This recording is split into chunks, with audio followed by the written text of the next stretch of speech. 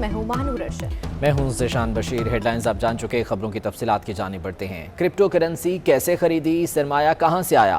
حکومت نے crypto currency رکھنے والے پاکستانیوں کے خلاف منی لانڈرنگ کے الزام میں تحقیقات کرنے کا فیصلہ کیا ہے۔ 1000 سے زائد پاکستانیوں کی کرپٹو کرنسی میں $20 ملین کی سرمایہ کاری کی۔ ڈالر کی قلت کی وجہ بھی کرپٹو کرنسی کی خریداری ہے۔ آپ کو بتائیں کہ کرپٹو کرنسی کیسے خریدی، سرمایہ کہاں سے آیا؟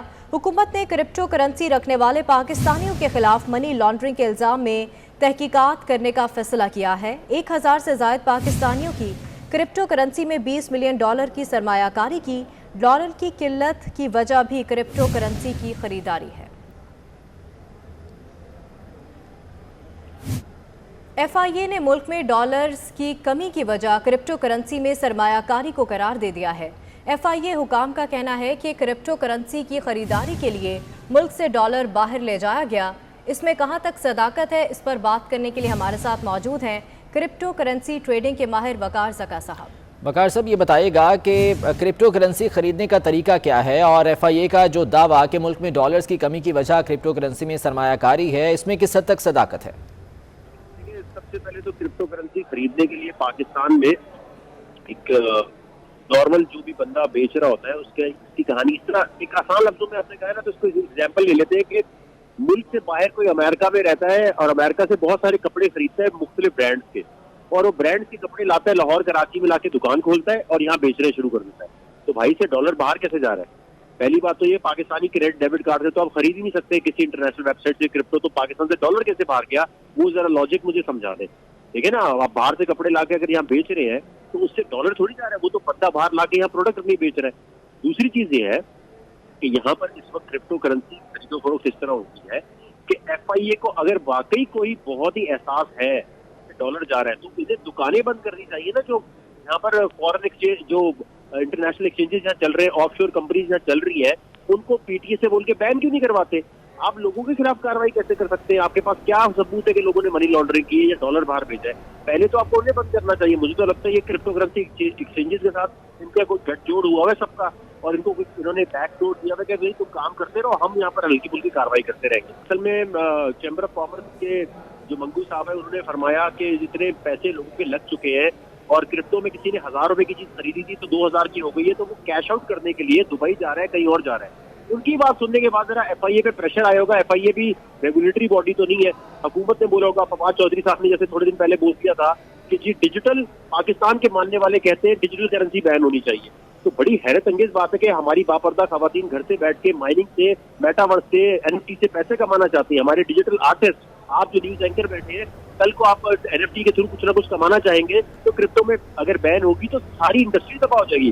ٹھیک، بہت شکریہ وقار زکا صاحب ہمارے ساتھ موجود تھے۔ آگے بڑھتے ہیں، سیاسی معاملات کی بات کر لیتے ہیں۔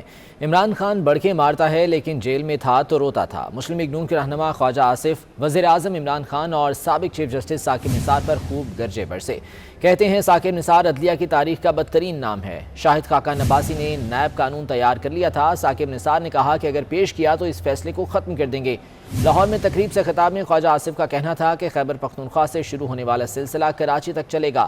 گیس نہ ہونے کی وجہ سے لوگ بلے جلا کر ہنڈیاں بنا رہے ہیں۔ کسی نے سوچا نہ تھا کہ تبدیلی کی اتنی بڑی قیمت پاکستان کو ادا کرنا پڑے گی۔ لوگوں نے پوچھا جو لوگ آئے، انہوں نے کہا آپ کی جیل میں اور کون کون تھا؟ انہوں نے کہا ہمارے ساتھ عمران خان بھی تھا، اور وہ چند دنوں کے بعد رہا ہو گیا۔ 4 کے 5 دن رہا، سارا دن بیٹھ کے روتا رہتا۔ یہ جتنا دلیر ہے، جنہوں نے منڈے نے چڑھ کے پچھلے 3 سال دیا بڑکا مارا، سانوں وہ بھی پتا ہے۔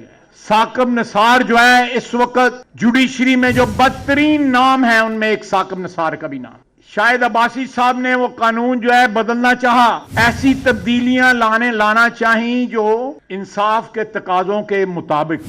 ثاقب نثار صاحب نے ان کو پیغام بھیجا کہ اگر آپ نے اس میں کوئی تبدیلی کی تو ہم سٹرائک کر دیں گے۔ ایک رات قبل جو ہے وہ ٹیلی فون نہ بجے ہوتے، جوائنٹ سیشن والے دن ہی پیپلز پارٹی PTI کی حکومت کا جو ہے وہ خاتمہ ہو جاتا۔ جو KP سے سٹارٹ ہوا ہے یہ سلسلہ جو ہے یہ چلے گا، یہ کراچی تک چلے گا۔ تختیاں لگانے سے بات نہیں بنے گی، آپ کا دھڑن تختہ ہونے والا ہے۔ اپوزیشن لیڈر شہباز شریف کی وزیر اعظم اور حکومت پر لفظی وار۔ کہتے ہیں عمران نیازی نے ملک کی اینٹ سے اینٹ بجا دی، معیشت اور ہسپتالوں کا جنازہ نکال دیا۔ تبدیلی سرکار کو نکالنے کا وقت آ گیا ہے۔ लाहौर में तकरीब से खिताब में कहा कि वोट के अलावा आपको धक्का देकर लाया गया, सब जानते हैं। आपने देखा कि 3.5 सालों में इस मुल्क की मईशत का जनाजा निकल चुका है। 3.5 साल क्या किया? तख्तियों के ऊपर तख्तियां, तख्तियों के ऊपर तख्तियां, तख्तियों के ऊपर तख्तियां। भाई अगर आपको तख्तियां लगाने का इतना शौक था तो हमें बता देते, हम आपको तख्तियां लगाने पर मामूर कर देते। तख्तियों से बात नहीं बनेगी, आपका धर्म तख्ता इंशाल्लाह होने वाला है आपका। बिल्कुल जिन्होंने आपको वोट दिए उनको भी आपने जिस तरह ख्वार किया, जिस तरह बर्बाद किया, 74 साल में इस तरह का दिलखराश मंजरनामा कभी किसी ने नहीं देखा। अब वक्त आ गया है कि इनका गरेबान हो और आपका और हमारा हाथ हो। फिर मिनी बजट लाना चाहते हैं। IMF के हाथों पाकिस्तान को इन्होंने गिरवी रख दिया है। मैंने 3.5 साल पहले कहा था कि नैब नियाजी गठजोड़ है। लाहौर के बुजुर्गों, भाई और बहनों, आज ये नैब नियाजी गठजोड़ का खात्मा करने का वक्त आ गया है। बिल्कुल। और लीगी रहनुमा रियाज सादिक कहते हैं कि इमरान खान ने अभी तक जमहूरियत के बूट नहीं पहने। इमरान खान पैर भी पड़ेंगे और जूते भी उठाएंगे। जितने दिन इमरान खान हुकूमत में रहेंगे मुल्क खतरे में रहेगा। नवाज शरीफ ने अपना मामला अल्लाह की अदालत में भेज दिया, जल्द रिजल्ट आने वाला है। उन्होंने कहा कि लंदन गया तो नवाज शरीफ को वापस लेकर आऊँगा।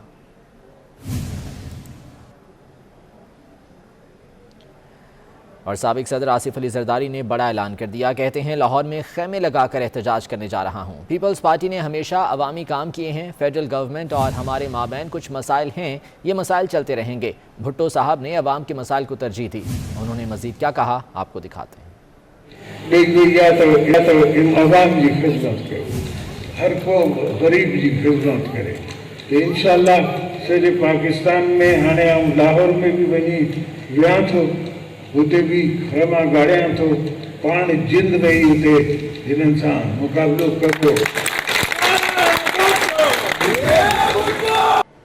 पीपल्स पार्टी के रहनुमा खुर्शीद शाह का कहना है कि पाकिस्तान की जो सूरत हाल आज है पहले कभी ना थी। अवाम के साथ तारीखी धोखा किया गया। पनुआकिल में तकरीब से खिताब में उनका मजीद क्या कहना था, आइए जानते हैं। पाकिस्तान के अवाम से जो धोखा हुआ है, में तारीखी धोखा हुआ है पाकिस्तान के अवाम के साथ।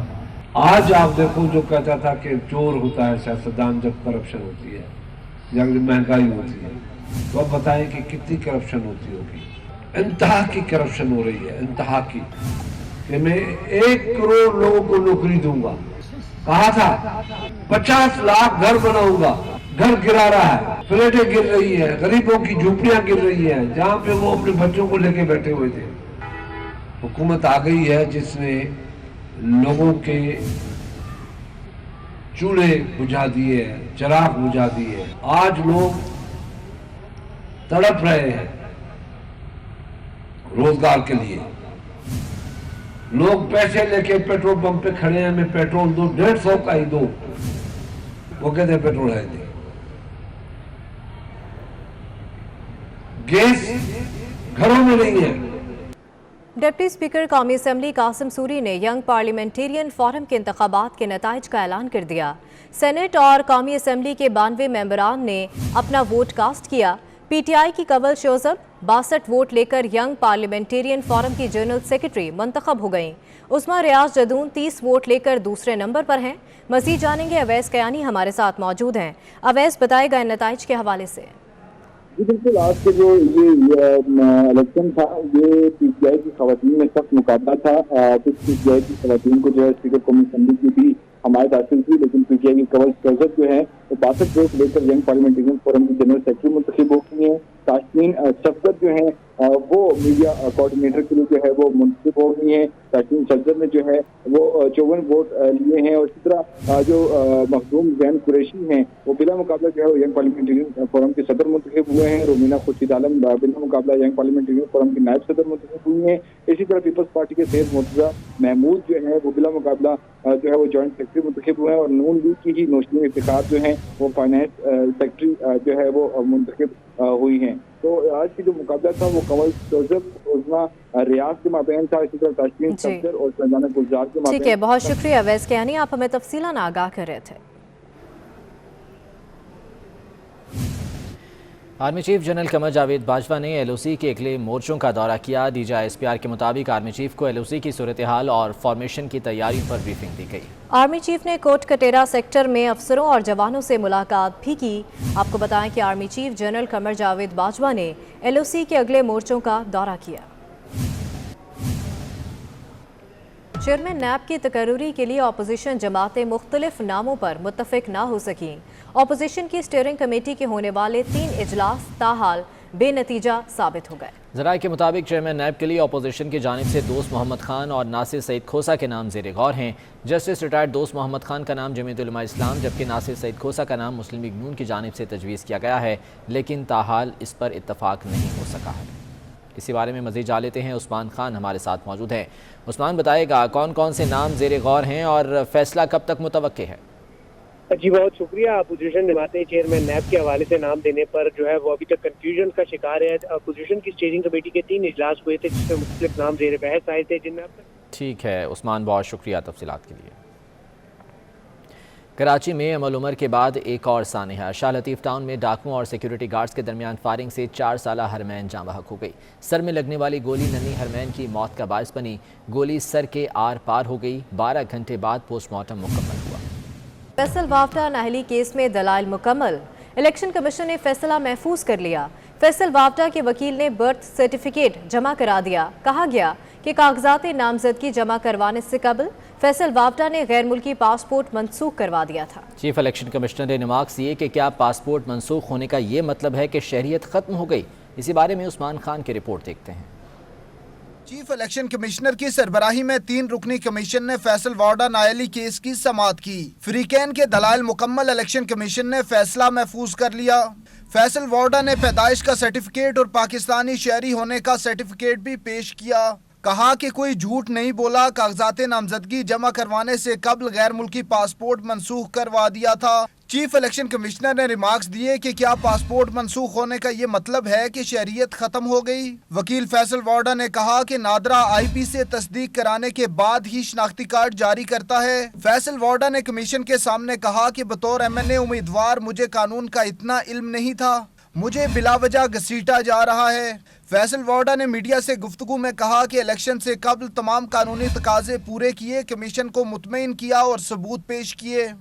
अल्लाह is been very very kind. जितनी चीज़ें हमें देनी थी, प्रूफ करनी थी सबूत समेत, वो हमने इलेक्शन कमीशन के आगे सबमिट कर दी, जो बड़ी क्लियरली बताती हैं कि before in time as MNA everything was done on my part. Chief election commissioner ने कहा कि ये देखना होगा कि नादरा ऐसा सर्टिफिकेट जारी कर भी सकता है या नहीं। कादिर मंदोखेल के वकील ने कहा कि इलेक्शन 2018 में रिटर्निंग अफसर ने दोहरी शहरियत पर गलत हुक्म दिया। फैसल वावटा के खिलाफ तमाम दरखास्त गुजारों के दलाइल मुकम्मल होने के बाद फैसला महफूज कर लिया गया। उस्मान खान, 24 न्यूज़, इस्लामाबाद। कराची वाले कर लें तैयारी क्योंकि अब बादल बरसने की है बारी। बारिश के बाद शदीद सर्दी का भी सामना करना होगा। इसी बारे में रबिया खान की रिपोर्ट देखते हैं। शहर में बादल छा गए, अब्रे रहमत बरसाने आ गए। सुबह सवेरे और रात में होगा बूंदा बांदी का आगाज। महकमा मौसमियात के मुताबिक कराची में इतवार और पीर को तेज हवाओं के साथ बारिश का है इम्कान। अगर भी हवाओं का एक सिलसिला 25 दिसंबर को दाखिल होगा बलूचिस्तान में, कोयटा, फिर नीचे कल्लात, खुजदार, लसबेला, इन इलाकों में बारिश मुतवक्के है 25 दिसंबर को। भीगा भीगा होगा दिसंबर। बारिश के बाद साइबेरियन हवाओं का होगा आगाज और एक बार फिर शहरियों को शदीद सर्दी का करना पड़ेगा सामना। लाइट टू मॉडरेट ट्रेन जो है ना वो वही 26 और 27 को इम्कान है। और फिर सर्दी ज़ाहिर है कि जी ये मगरबी हवाएं जब इस वक्त जो साइबेरियन हवाएं एक तरह से सबसाइड हुई हैं, उसकी वजह से वजह यही है कि मगरब से आने वाली हवाओं ने ग्रिप किया हुआ है पूरे मुल्क को ही तकरीबन, कराची समेत। तो ये सिलसिला जब ख़त्म होगा या पास ऑन होके आगे चला जाएगा अपर पार्ट्स ऑफ द कंट्री में, जब ये पहुंच जाएंगी हवाएं तो यहाँ फिर उसके पीछे कोल्ड एयर ही आएगी। तो 28 से ऑनवर्ड फिर दोबारा सर्दी आने का इम्कान है, वो रहेगी 5 से 6 जनवरी तक। फिर दिसंबर के इख्तिताम पर शुरू होने वाली सर्दी की नई लहर 5 जनवरी तक जारी रहेगी।